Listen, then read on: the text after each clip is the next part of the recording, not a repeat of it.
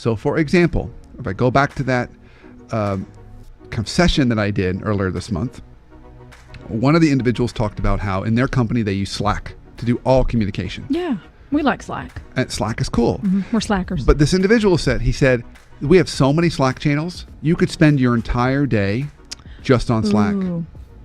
And improper use. And he said only maybe 10% of the content in the respective channel is actually valuable.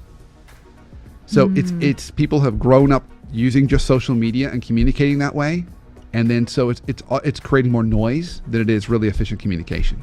And he said, we'll have two people sitting right next to each other and they just chat or use Slack to communicate with each other. And they're right next to each other.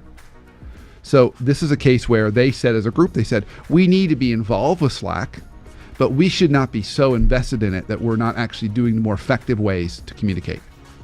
Like going over and actually having a conversation with somebody. So you don't want to be so flexible that you're losing what you have learned to be effective over the years. So yes, learn new things, but don't throw out things. Don't compromise the stuff that you learned that does work. So it's a fine balance. You can be too rigid and say, I don't want to learn stuff. And one of the individuals in the session said, the way I get around this is I just won't do Slack.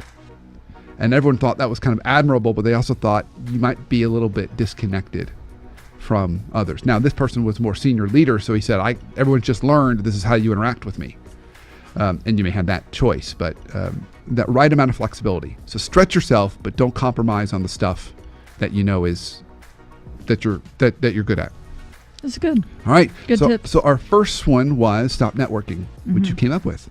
Second one was kind of the right amount of flexibility, meaning you're continuing to learn, but not compromising, which you did come up with. Yep. I didn't cheat either. I know you did. I can't read but your handwriting. You keep looking. I know. I did it on purpose, messy like this. I did it messy so you wouldn't read it.